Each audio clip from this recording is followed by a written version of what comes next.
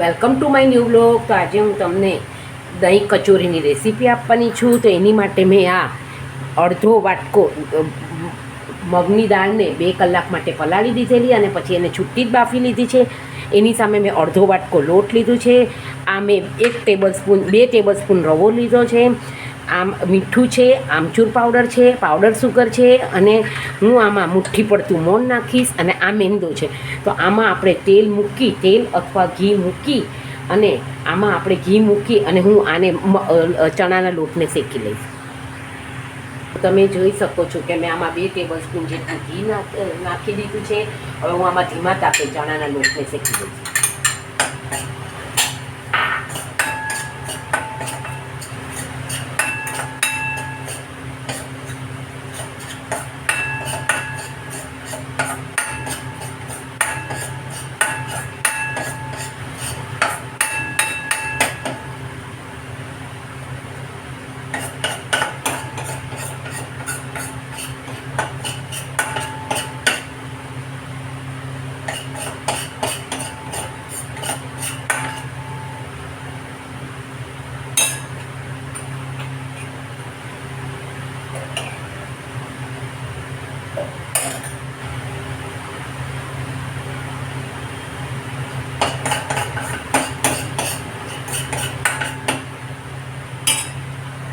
તો તમે જોઈ શકો છો કે આપણે એકદમ ચણાના લોટની સરસ સુગંધ આવવા માંડી છે.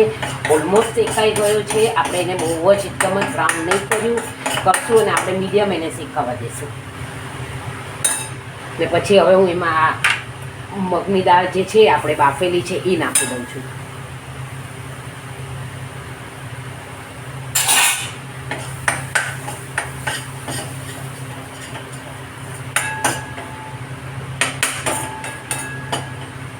એમાં હું સ્વાદ પ્રમાણે મીઠું નાખું છું.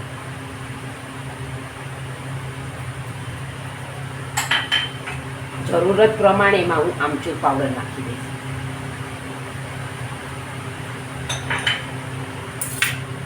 આમાં હું બુરું સાકર નાખીશ. તમે બુરું સાકર ન નાખવા માંગતા હોય તો તમે એને સ્કીપ પણ કરી શકો છો.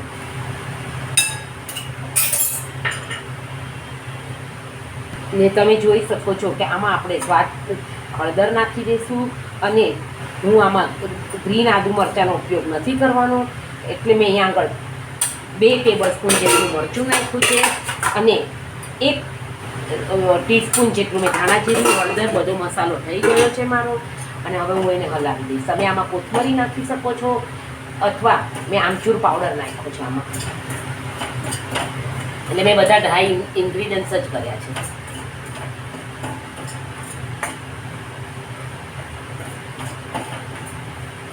તમે જરાક પાણી નાખી શકો છો કારણ કે તમે આની તમારે ગોટી વાળવી પડશે.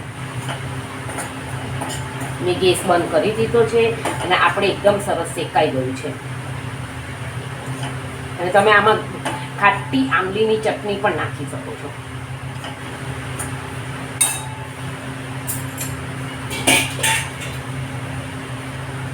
મેં આમાં 1 ટેબલસ્પૂન જેટલી આંબલીની ચટણી નાખી દીધી છે જેથી આપણે આનું બાઇન્ડિંગ આવી જાય.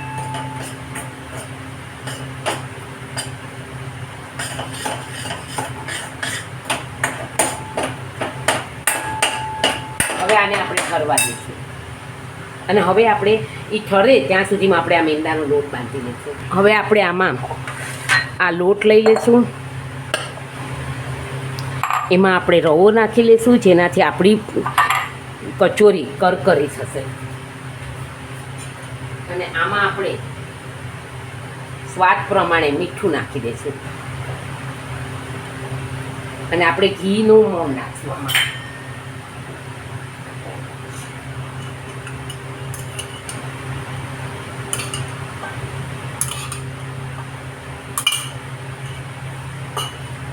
જોઈ શકો છો કે મેં ચપટી જેટલો બેકિંગ સોડા નાખ્યો છે જેથી આપણી કરકરી થશે કચોરી.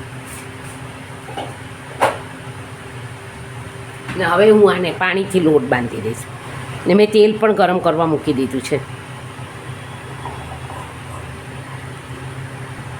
તો તમે જોઈ શકો છો કે આ મુઠ્ઠી પડતું આપણું મોણ થઈ ગયું છે. મેં ઘીનું જ મોણ વાપર્યું છે, જેથી આપણી કચોરી બહુ જ સરસ બને. એટલે હવે આપણે એને પાણી નાખીને લોટ બાંધી લઈશું. તો તમે જોઈ શકો છો કે આમાં પણ આપણે એક જરાક અમસ્તો બેકિંગ સોડા નાખશું. એનાથી આપણી એકદમ કરારી થશે કચોરી.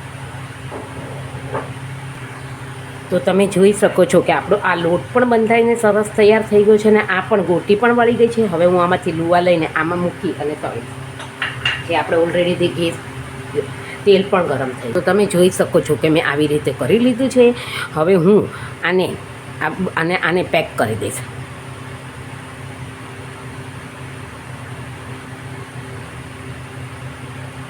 અને આને ધીરેથી હળવે હાથે બધી સાથે સ્ટ્રેટ કરી દઈશ.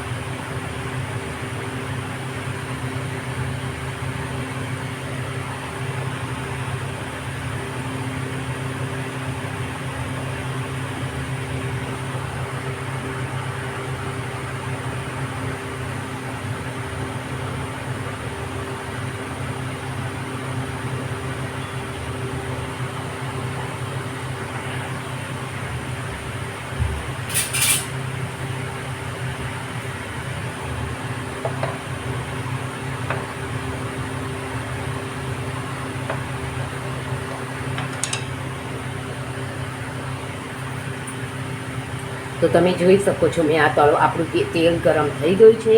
મેં હવે તળવા માટે એને નાખી દીધું છે.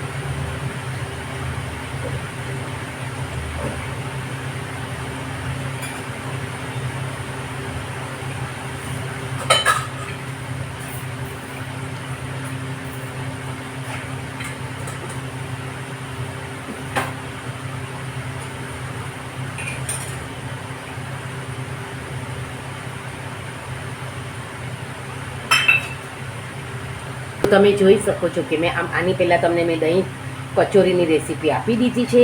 એટલે આજે મેં સિમ્પલ આપને તમે લોંગ ટાઈમ માટે પણ રાખી શકો છો.